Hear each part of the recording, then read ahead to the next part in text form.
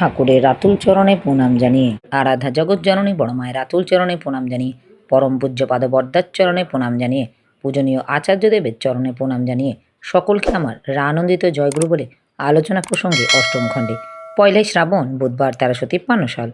আজ mister Tennyson ও Mrs Tennyson এই দুজনেই বিদেশি অতিথি এসেছেন আশ্রমে। রাত্রে এসেছে ঠাকুর বাঁধের পাশে চৌকিতে বসে আছেন। স্পেন্সার দা, হাউজার ম্যানদা সঙ্গে ওরা আসলেন তার কাছে। কেষ্টদা, যতীনদা, প্রমোদদা প্রভৃতি কাছে আছেন। ইটালির সম্বন্ধে আগ্রহ সহকারে অনেক বিষয় খুঁটিয়ে খুঁটিয়ে জিজ্ঞাসা করলেন ঠাকুর। ওরাও গল্পচ্ছলে অনেক কথা বললেন। সেজে ঠাকুর স্নেহমধুর সহজ সরল ব্যবহারে ওরা খুব খুশি। অন্তরঙ্গ আমেজে মশগুলভাবে কথাবার্তা চলছে। সেজে ঠাকুর হঠাৎ জিজ্ঞাসা করলেন, টেনিসন, তুমি গান গাইতে জানো? মিস্টার টেনিসন, অল্প অল্প। মিসেস টেনিসন, ও খুব ভালো গান গায়, বাংলা গানও শিখেছে। সেজে ঠাকুর উৎসুক সহকারে, তাই নাকি? তাই নাকি? আমাকে শোনাবে? মিস্টার টেনিসন বিশেষ কোনো ওজোর আপত্তি না করে জনগণ মন অধিনায়ক গানটি গেয়ে শোনালেন। সেজে ঠাকুর উচ্ছ্বাসিত প্রশংসা করে বললেন, বাংলা গান তুমি এত মিঠে গলায় গাও। তোমার নিজের দেশের গান তোমার মুখে জানি কত সুন্দর শোনায়। মিস্টার টেনিসন তারপর একখানি ইতালির গান গাইলেন এবং তার মর্মার্থ বুঝিয়ে বললেন। তারপর আরও গল্প সল্প হলো। পরে ওরা খেতে গেলেন। 2রা শ্রাবণ বৃহস্পতিবার 1353 সাল। সেজে ঠাকুর বিকালে খেপুদের বারান্দায় একখানি হাতওয়ালা বেঞ্চিতে দক্ষিণাস্য হয়ে বসে আছেন। এমন সময় মিস্টার টেনিসন ও মিসেস টেনিসন আসলেন। তাদের একখানি বেঞ্চিতে বসতে দেওয়া হলো। বসার পর ধীরে ধীরে কথাবার্তা শুরু হলো। আলাপ আলোচনা শুনবার জন্য আরও অনেকে এসে হাজির হলেন। মিস্টার টেনিসন বললেন, সারা পৃথিবীতে মানুষের ভালোর প্রতি আগ্রহ কমে যাচ্ছে সেজে ঠাকুর। মানুষ জানে না ভালো যা তার প্রয়োজন কতখানি। এই অবজ্ঞাই ভালোকে অবজ্ঞা করতে শেখায়। আমরা যদি পরমপিতাকে ভালোবাসি তাহলে কি আমাদের এটা কর্তব্য হওয়া উচিত না, যাতে অজ্ঞতাদের আবরণ আমরা ছিঁড়ে ফেলতে পারি?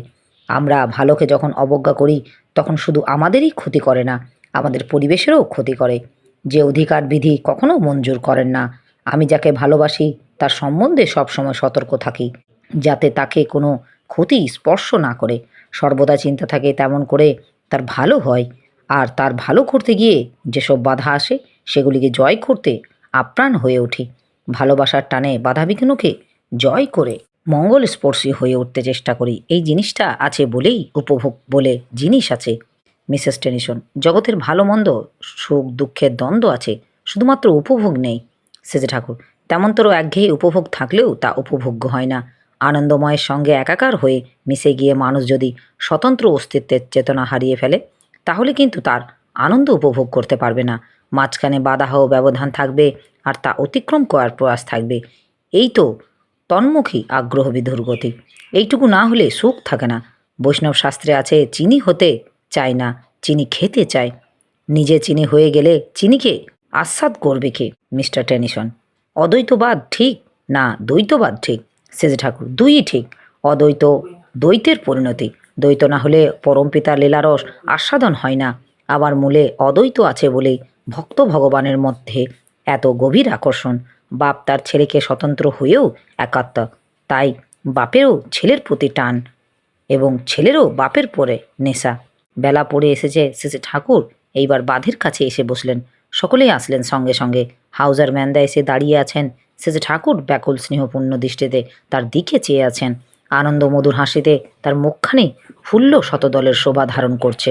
হাউজার ম্যানদাও তন্ময় হয়ে দাঁড়িয়ে আছেন। সেজে ঠাকুর ইঙ্গিত করতেই তিনি বসলেন। পরক্ষণে সেজে ঠাকুর বললেন, হাউজার ম্যান যেভাবে চুল কেটেছে ওটা আর্য ভারতীয় ধরন। এর চুল কাটা, সরল মিষ্টি। এই আনন্দময় পরিবেশে সকলেই আনন্দিত। মিস্টার টেনিসন প্রশ্ন করলেন, সেজে ঠাকুর কি অহিংসার নীতি প্রচার করেন? সেজে ঠাকুর, অহিংসা যখনই আমরা বলি তার পিছনে আছে হিংসাকে দলন করা। মিস্টার টেনিসন, কেমন করে দলন করতে হবে? সেজে ঠাকুর, যা নাকি হিংসা অর্থাৎ সত্তাকে ক্ষয় করে তার সঙ্গে সহযোগিতা না করে তাকে নিরোধ ও নিয়ন্ত্রণ করা, আর অহিংসা অর্থাৎ সত্তাকে পুষ্ট করে যা তাকে সব দিক দিয়ে বাড়িয়ে তোলা। এই দুই রকমের আমাদের চেষ্টা করতে হবে। মিস্টার টেনিসন, ঠাকুর কি বিশ্বাস করেন যে ব্যক্তিগত নীতি হিসাবে ছাড়া অহিংসাকে রাষ্ট্রের নীতি হিসাবে গ্রহণ করা যায়? সেজে ঠাকুর, আমি যে অহিংসার কথা বললাম তা যতখানি মানুষের মধ্যে প্রতিষ্ঠা করতে পারি তাদের জীবন ও বৃদ্ধির অমৃত করে তুলতে পারি, রাষ্ট্র ততটা তাই হয়ে দাঁড়ায়। প্রধান জিনিস হলো ভালোবাসা। ভালোবাসাই সব করতে পারে। ভালোবাসা যদি না থাকে অহিংসা বন্ধা হয়ে পড়ে। মিস্টার টেনিসন, শ্রী ঠাকুরের কি ধারণা যে অহিংসা যেখানে অকৃতকার্য হয় সেখানে ভালোবাসারই খাঁকতি আছে এবং প্রকৃত অহিংসা কখনোই অকৃতকার্য হতে পারে না। তাছাড়া অহিংসা কি সবসময় হিংসাকে জয় করতে পারে? শ্রী ঠাকুর, কোনো মানুষ চায় না যে অন্যে তাকে হিংসা করুক। এতেই বোঝা যায় যে হিংসার প্রতি সত্তার কোনো আগ্রহ নেই। তবু যে মানুষ হিংসা করে তার কারণ দুর্বলতা ও আত্মকেন্দ্রিক প্রবৃত্তিমুখর আসক্তি। এগুলি যত জয় করা যাবে ততই অহিংসার জয় জয়কার হবে। মিস্টার টেনিসন, সমাজ জীবন কি অহিংসার কার্যকর হতে পারে? কীরকম সমাজবিধান অহিংসার পরিপোষক হতে পারে? সেজে ঠাকুর, আমাদের সমাজকে এমনতরভাবে তৈরি করা লাগবে যাতে প্রত্যেকের স্বার্থ হয়ে ওঠে এবং আমাদের জীবন গতি বৃদ্ধির দিকে নিয়ন্ত্রিত হয়। বৃদ্ধি না থাকলে স্বাধীনতা বলে জিনিস থাকে না, আর বৃদ্ধিটাও পূর্ণতা প্রাপ্ত হয় পরম পুরুষে। আর এমনি করেই দুনিয়া ভগবানের দিকে এগিয়ে যায়। আর সেটা করতে গেলে সমজাতীয় বৈশিষ্ট্যের গুচ্ছ বিভাগ অর্থাৎ বর্ণ বিভাগ করা দরকার। ওতে জৈব দক্ষতা বাড়ে, বেকারত্ব দূর হয়, পারস্পরিক সহযোগিতা আসে, প্রত্যেকের প্রতি প্রত্যক্ষভাবে স্বার্থান্বিত হয়। বেষ্টি ব্যক্তিত্ব, সমষ্টি ব্যক্তিত্ব এই দুয়েই করে বেড়ে ওঠে। মনে রাখতে হবে বেষ্টির সঙ্গে সমাজের অঙ্গাঙ্গই সম্বন্ধ। প্রত্যেকটি মানুষই সমাজ শরীরের একটি অপরিহার্য কোষ। তাই কাউকে বাদ দেওয়া বা উপেক্ষা করার জো নেই। একটা লোকও বাঁচা বাড়ার যদি উপেক্ষিত হয় সমাজের মধ্যে ততখানি গলদ আছে বুঝতে হবে এবং সমাজও তাতে ততদিন ক্ষতিগ্রস্ত হবে। একটা সত্তাও উপেক্ষণীয় নয়, প্রত্যেকটিই এক বিশেষ বৈশিষ্ট্যের প্রতীক। সেই বৈশিষ্ট্য যাতে স্ফুরিত হয়ে সমাজের কাজে লাগে তেমনতর পোষণ ও বিন্যাসের ব্যবস্থা সমাজকেই করতে হবে। অযোগ্য যারা, অসৎ যারা, তাদের শিক্ষা ও সংশোধনের ব্যবস্থাও সমাজ ও রাষ্ট্রকে করতে হবে। এতে সমাজ রাষ্ট্রের স্বর্গে এসে দেখা দেবে।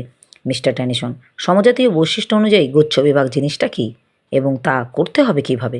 সেজে ঠাকুর, যেমন গাছ, গরু, ভেড়া, মুরগির মধ্যে রকমারি আছে, মানুষের মধ্যেও তেমন আছে। এর পেছনে রকমারি সহজাত সংস্কার আছে। সহজাত সংস্কার আত্মপ্রকাশ করে কর্মে। এই সহজাত সংস্কার অনুযায়ী সমাজে শ্রেণীবিভাগ করে যদি কর্মের ব্যবস্থা করা যায় তবে ব্যক্তিও দক্ষ হয় এবং সমাজও প্রত্যেকের দক্ষ সেবা পাওয়ার ফলে বাড়তির পথে যায়। জন্মগত ক্ষমতায় অপব্যয় হয় না, অসুস্থ প্রতিযোগিতায় লড়াইও কমে যায়। যার যেখানে স্থান সে সেখানেই সন্তুষ্ট থাকে। রাষ্ট্রীয়, সামাজিক ও অর্থনৈতিক জীবনে শান্তি আসে, সূর্য আসে, সামঞ্জস্য আসে শুভ সন্দীপনা নিয়ে। যতীন দাস উঠতেই শেষে ঠাকুর হেসে বললেন, কোনে যান যতীন দা? এই আসছি। শেষে ঠাকুর চোখ মুখ ঘুরিয়ে টক করে চলে আসেন। দেরি হলে মৌতাত কমে যাবে নি। গুরু গম্ভীর আলোচনার মধ্যে শেষে ঠাকুর সবার মুখের হাসির হিল্লোল খেলে গেল। মিস্টার টেনিসন পূর্ব কথার সূত্র ধরে প্রশ্ন করলেন, যে ভাগ হবে সেটা কি বংশ পরম্পরায় চলবে? শেষে ঠাকুর, উন্নত গুণের জীববিদ্যাসম্মত বিবর্তন হওয়া উচিত। তা হতে গেলেই বংশানুক্রমিক জীবিকা হওয়া দরকার। অনেক পুরুষ ধরে এক কাজ করতে করতে সাধারণত সন্তান জন্মসূত্রে ওই কাজের একটা বিশেষ নৈপুণ্য পেয়ে যায়। তার দাম অসাধারণ। যেমন আমাদের দেশে আগে ছিল ঢাকাই মসলিন, একদল বিশেষ তাঁতি পুরুষ পরম্পরায় এই কাজ করত। তারা হাত দিয়ে যে সূক্ষ্ম কাজ করত তার তুলনা হয় না। সব তাঁতি কিন্তু অমনটা পারত না। যেমন কুতুব মিনারের কাছে লৌহস্তম্ভ নাকি মরচে পড়ে না, একই রকমই বরাবর। হয়তো এমন একদল ছিল যারা জানতো রহস্য, একদল স্থপিত কথা শোনা যায়। তারা নাকি এমনতর বজ্রলেপ তৈরি করেছিল যাতে পাথরের সঙ্গে পাথরের অচ্ছেদ্য সম্বন্ধ হয়ে যায়, কোনো দিনই তা নষ্ট হয় না। মিস্টার টেনিসন, একজন দক্ষ হলেও তার দক্ষতা তো সন্তান পরম্পরায় সঞ্চারিত তা নাও হতে পারে। সেজে ঠাকুর, পুরুষ যদি উন্নত যোগ্যতা সম্পন্ন হয়, তা বিয়ে যদি বিধিমাফক সুসঙ্গত হয়, তাদের মধ্যে যদি উগ্র ভালোবাসা থাকে এবং তারা উভয় যদি একজনকে ভালোবেসে তাকে পরিপূরণ করবার সক্রিয় আকৃতি নিয়ে চলে, উৎকর্ষ আহরণ করতে করতে তবে সন্তান শুধু বাপেরটা পায় না, আরও উন্নত হয়। এমনটি করে বংশ পরম্পরায় উচ্চতর থেকে উচ্চতরে চলে। মিসেস টেনিসন, এতে যে সন্তান উন্নতর হয় তার বৈজ্ঞানিক প্রমাণ কী? আর সন্তান যদি উন্নতর হয় তার বংশানুক্রমিকতার দরুন না পরিবেশের দরুন, তাই তা বোঝা যাবে কি করে? সেজে ঠাকুর, বিজ্ঞান যদি এ কথা না জেনে থাকে তবে জানবে যদি এ পথে চলে। তার কারণ এটা একটা বাস্তব ব্যাপার। পরিবেশের সাড়া মনের উপর তরঙ্গ তোলে আমাদের গ্রহণ ক্ষমতা সহজাত সংস্কার অনুযায়ী। তাই আমাদের অন্তরে যদি এমনতর কোনো মাল মশলা না থাকে যাতে তা গ্রহণ করে নিয়ন্ত্রণ করতে পারে তবে কিছু হবে না। পরিবেশ থেকে মানুষ তাই গ্রহণ করে। তা যদি ভিতরে আছে, একজন হয়তো পরিবেশের ভিতর থেকে খুঁজে একজন গেজেল বের করে নিয়ে গাঁজা খাওয়া শিখবে। 25 জন মানুষকে একই পরিবেশে রাখো, প্রত্যেকে তার মতো করে গ্রহণ করে 25 রকম হয়ে দাঁড়াবে। মিসেস টেনিসন, কিসে যে সন্তান ভালো হবে সে সম্বন্ধে কিছু বলা যায় না। সিজে ঠাকুর, সব কিছুরই বিধি আছে। সবচাইতে বড় জিনিস হলো স্বামী স্ত্রীর মধ্যে সর্বাঙ্গীন গভীর সঙ্গতি ও সম্প্রীতি। আমি নিজে দেখেছি মুসলমান কৃষক লেখাপড়া জানে না, বেশ উন্নত ও আকুতি সম্পন্ন ও সৎ। তার এবং তার স্ত্রীর মধ্যে এমন মিল যে বিতৃষ্ণার কোনো স্থান নেই। ফাঁক পেলেই সে বেড়াতে বেড়াতে কোর্টে যায়, চারিদিক দেখে শুনে জজ সাহেবের দেখে তার খুব শ্রদ্ধা ও সসম্র হয়। বাড়ি এসে স্ত্রী কাছে জজ সাহেবের গল্প করে। স্বামী স্ত্রী উভয়ই অমন্তর একটা সোনার চাঁদ ছেলের স্বপ্ন দেখে। পরে ছেলে হলো কি দীপ্তমান, যেন তাদের চাহিদা ছবি। সেই ছেলে দেখতে দেখতে ঠেলে উঠল, জীবনের উন্নতিও করলো খুব। বংশের মুখ, মা বাপ মুখ উজ্জ্বল করে তুলল, তাদের কত সুখ শান্তি দিল। আবার দেখেছি স্বামীর জেল্লাওয়ালা মানুষ, স্ত্রী খুব ঝগড়ুটে, স্বামীকে শ্রদ্ধা করে না, চোখে পড়ে, দেখতে পারে না, ঝগড়াঝাটি করে, মনে কষ্ট দেয়, টাকার জন্য মোচড় দেয়। তার গর্বের ছেলে হলে বাপের দিক উল্টো। নিজেরাও পরীক্ষা করে দেখলে হয়, হয়তো ভগবান বুদ্ধদেবের থিয়েটার দেখলে ওই পবিত্র মুগ্ধ হয়ে দুজনে। সেই অবস্থায় মিলনের একটি ছেলে আসলো। তার ছেলেবেলা থেকেই সে হাত নাড়বে দেবতার মতো করে। বিজ্ঞান স্বীকার করুক না করুক, এটা একটা অকাট্য সত্য। আমার কথা শুনলে হয়তো মন খারাপ হতে পারে। আমি যীশুখ্রিস্টের জন্ম সম্বন্ধে যেমন বুঝি, তার বোঝাটাও যেমন জানি, তাতে মালুম হয় তার মা বাপ খুব ধর্মপ্রাণ ছিলেন, ভালোবাসাপ্রবণ ছিলেন। তাদের বিবাহ সম্বন্ধে ঠিক হয়েছিল, কেবল সামাজিক অনুষ্ঠানটুকু হয়নি, কিন্তু পরস্পরের পবিত্র আন্তরিক স্বীকৃতি উভয়কে অচ্ছেদ্য বন্ধনে আবদ্ধ করে তুলেছে। এই অবস্থায় মিলনে যিশুর আবির্ভাব হয়েছিল। সামাজিক বিধানের ব্যতই হয়তো এতে হয়েছিল, কিন্তু ভগবানের বিধান তারা উল্লঙ্ঘন করেনি। মিস্টার টেনিসন, মুসলমানটি কথা বলতেই সে তো নিজেই ছিল অনুন্নত, অথচ সন্তান কত উন্নত হলো। এমন যদি সম্ভব হয় তবে বংশানুক্রমিক বিবর্তনের ক্ষেত্রে উচ্চতর গুণের অনুশীলনের কথা বলা হয় না কেন? সেজে ঠাকুর, উন্নত যে তার প্রতি সক্রিয় শ্রদ্ধা ও আগ্রহর উন্নতির জন্মদাতা, তা নিজের বেলায়ও যেমন, বংশানুক্রমিক গুণ সংক্রমণ বেলায়ও তেমনি। এই যে অশিক্ষিত কৃষক, তার যে জজ সাহেবের প্রতি শ্রদ্ধা ও সসম্য হলে, নেশা হলো, লাগোয়া ঝোঁক হলো, সবার তো অমন হয় না। ওর যে অমনটা হলো তার মানে ওর ভিতরে এমন কিছু ছিল যা উৎকর্ষেই কায়মনোবাক্যে কামনা করে। ওর স্ত্রী সঙ্গে ততখানি মিল না থাকতো, স্ত্রী তার প্রতি মনোবৃত্তা অনুসারিণী ঝোঁক না থাকতো, তাহলে কিন্তু ছেলে অমন হয়ে দাঁড়াতো না। যতীনদা, স্ত্রী যদি স্বামীর চাইতে উচ্চ স্তরে হয়? সেজে ঠাকুর, বীজ আনুপাতিক মাটি হলে বীজ উদ্গত হয় ভালো, যা উদ্গত হয় তা বীজ, মাটি নয়। মাটি যদি বীজের উপযোগী না হয় তবে বীজের সুষ্ঠু উদ্গম হয় না। বীজের তুলনায় মাটি আবার অতিরিক্ত ভালো হলে বীজ জ্বলে যায় এবং তার গুণ অনেকখানি বরবাদ হয়ে যায়। মিসেস টেনিসন, ভালোবাসতে গেলে তো দোষ গুণ ভালো মন্দ সবটাকেই ভালোবাসতে হয়। সেজে ঠাকুর, আমরা গুণকেও ভালোবাসি না, দোষকেও ভালোবাসি না, ভালোবাসি মানুষটাকে। কাউকে ভালোবাসলে তার যাতে ভালো হয় তাই করার বুদ্ধি আসে, তার গুণ যাতে বাড়ে, দোষ যাতে কমে, অর্থাৎ যাতে সে সুখী ও সার্থক হতে পারে, সহ্য ধৈর্য সহকারে তেমন করার চেষ্টা হয়। কথা হচ্ছে এমন সময় মালদহের একটি দাদা তার নিজের গাছের ফজলি আম নিয়ে আসলেন। শেষে ঠাকুর দেখে খুশি হয়ে বললেন, বাহ, চমৎকার আম তো, গন্ধে বরণে গানে মন মাতাইয়ে তোলে। বেশিক্ষণ এখানে রাখিস না, বড় বউয়ের কাছে দিয়ে আয় গিয়ে। দাদাটি পথশ্রমজনিত ক্লান্ত যেন মুহূর্তে উবে গেল। আনন্দে ভরপুর হয়ে আমের ডালাটি উঠিয়ে নিয়ে দ্রুত পথে শেষের বড় মায়ের ঘরের দিকে গেলেন। মিস্টার টেনিসন প্রশ্ন করলেন, বিবাহিত জীবনে স্বামী স্ত্রীর মধ্যে তো পারস্পরিক নির্ভরশীলতা বলে একটা জিনিস আছে। সেজে ঠাকুর, পারস্পরিক নির্ভরশীলতা জিনিসটা হয় না যদি স্বামী স্ত্রীর পরিপূরণই না হয় এবং স্ত্রী স্বামীর পরিপোষণই না হয়। স্বামী যত উন্নত তীক্ষ্ণ বুদ্ধি হয়, স্ত্রীকে ততখানি উন্নত ও স্ফুটনদীপ্ত করে তুলতে পারে। স্বামীকে যদি তার সত্তা উন্নত পরিপূরণ পায় বলে শ্রদ্ধাও বেড়ে যায়, সে অনুরাগদীপ্ত সশ্রদ্ধ উন্মাদনা নিয়ে সেবা যত্নে স্বামীকে আরও বড় করে তুলতে চায়। স্বামীও এতে আরও তেজদীপ্ত হয়ে ওঠে, তার বৈশিষ্ট্য আরও স্ফুরিত হয়ে ওঠে। একজন সাধারণত গণিতজ্ঞ, লেখক বা গায়ক বা আরও কিছু হয়তো কত উৎকর্ষ লাভ করে যায়। পোষণ না পেলে মানুষের ক্ষমতা ক্ষয়প্রাপ্ত হয়ে যেতে থাকে। সাংসারিক জীবনে স্ত্রীর দরদি, শ্রদ্ধা ও উৎসাহ উদ্দীপনা পুরুষের বোধের কার্যকরী উন্নতি হয়, আবার সক্রিয় শ্রেয়নিষ্ঠার ভিতর দিয়ে। তাই পুরুষের যদি পরিপূরণী হতে হয় তাহলে আচার্যপরায়ণ হতে হয়, নইলে উন্নতির প্রতি টান ও উন্নত প্রেরণার অভাবে অন্তরের সম্পদের পুষ্টি হয় না। হাউজার ম্যান্দা, উন্নত প্রেরণা মানে কি সেজে ঠাকুর? তার মানে যে প্রেরণা বা উদ্দীপনা মানুষের সত্তা সম্বর্ধনাকে উচ্ছলতায় পরিপূরিত করে তোলে। সত্তা হচ্ছে প্রকৃত বিচারক, সেইটাই টের পায় সে বাড়তির পথে চলছে কিনা, শরীর মন বিবর্ধনের দিকে চলছে কিনা, স্বস্তির অধিকারী হচ্ছে কিনা। মানুষ পরিপূরণ যদি না পায় তবে ভালোবাসা পাকে না, বিস্বাদ হয়। পরিপূরণের পরম উৎস হলেন আদর্শ। তাই দাম্পত্য প্রণয় পরিভোগ হয় তাদেরই যাদের এই একই তৃতীয় বিন্দুতে প্রবৃত্তিভেদী অনুরাগ থাকে। তখন দাম্পত্য প্রেম সত্তাপোষণী সমবেগ নিয়ে চলে, প্রবৃত্তির ডোরায় হাবুডুবু খায় না। স্বামী স্ত্রী হওয়া চায় সম অথচ বিপরীত। স্বামী যে সহজাত সংস্কার ও প্রকৃতি, তার সঙ্গে স্ত্রীর শ্রদ্ধানন্দিত সংগতির মিল থাকা চাই। তখনই স্বামীর পৌরুষ ও স্ত্রী নারীত্ব স্বতন্ত্র ধর্মী হওয়া সত্ত্বেও পরস্পরে পরিপূরণ হয়ে ওঠে। স্ত্রী যদি বুদ্ধি বিবেচনা অনেকখানি খাটো হয় তাতেও আটকায় না, যদি স্বামী প্রতি প্রচণ্ড শ্রদ্ধাদীপ্ত নেশা থাকে। ওই তার ভিতরের মানুষকে টেনে লম্বা করে তোলে। উপগতির সময় স্বামী স্ত্রীর উভয় চিন্তাধারা ও ভাবভূমির সঙ্গতি থাকা দরকার। আর এই চিন্তাধারা ও ভাবভূমি যত উন্নত পবিত্র হয়, সন্তানও আসে তত উচ্চ প্রকৃতির।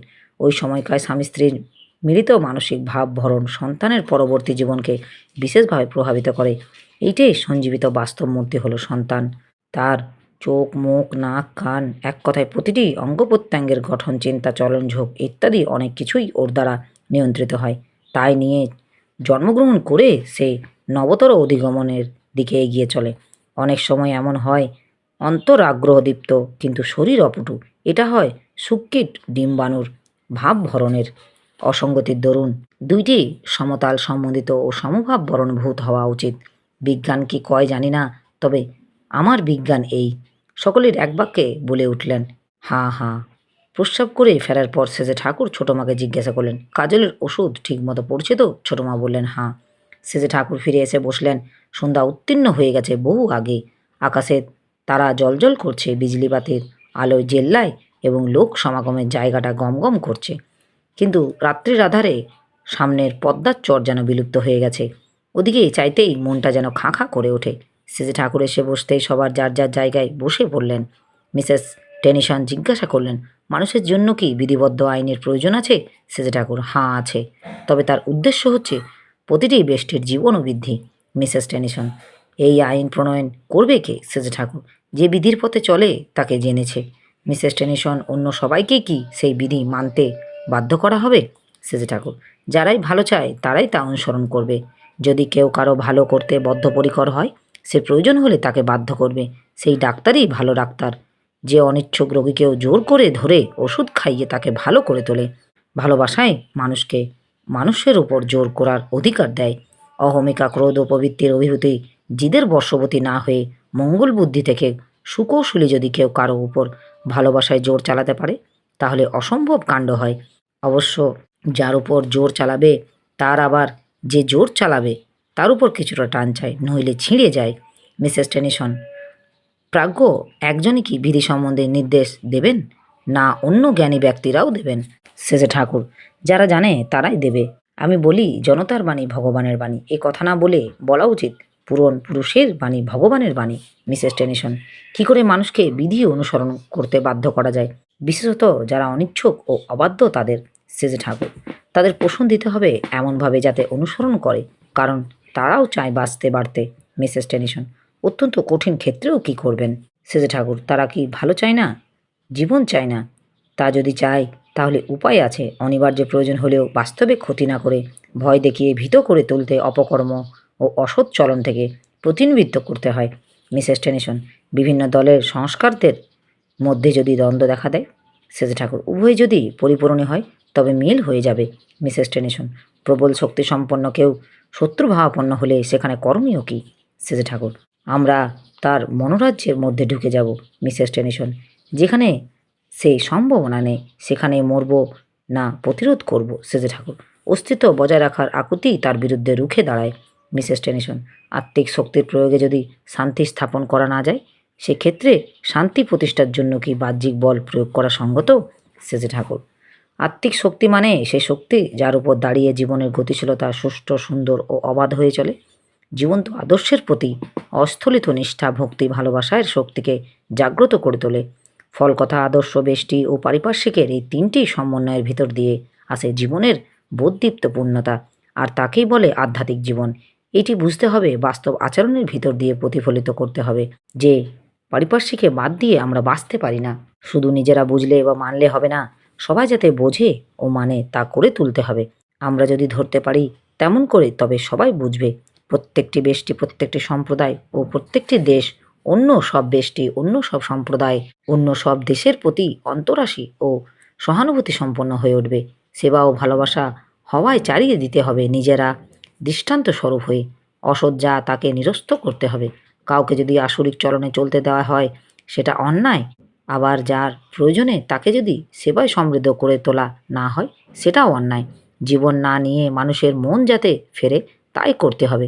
যে জীবনে আমি দিতে পারি না সেই জীবন নেওয়ার আমার অধিকার নেই। মিসেস টেনিসন, কখনো তাহলে কাউকে হত্যা করা চলবে না। সেজে ঠাকুর, প্রাণপণ চেষ্টা করব যাতে না মরতে হয়। যতীনদা, আত্মরক্ষার জন্য যদি দরকার হয়। সেজে ঠাকুর, তখনও চেষ্টা করব যাতে না মেরে পারি। মিসেস টেনিসন, আমার মৃত্যুতে যদি আরও 5 জন অসহায় হয়ে পড়ে। সেজে ঠাকুর, চেষ্টা করব সেও যাতে বাঁচে, আমিও যাতে বাঁচি। এই চেষ্টা সত্ত্বেও যা ঘটবে তা ঘটবে। মিসেস টেনিসন, অপরে আমাকে মেরে ফেললে আমি বরং মরে যাব, তবু তাকে মারব না। এই তো আদর্শ হওয়া উচিত। সেজে ঠাকুর, আমার মনে হয় শক্তি সেখানেই যেখানে নিজের অস্তিত্বের সঙ্গে পারিপার্শ্বিকের অস্তিত্ব উন্নত করি, পারিপার্শ্বিকের জীবন ও বৃদ্ধিকে সমৃদ্ধ করে তুলি।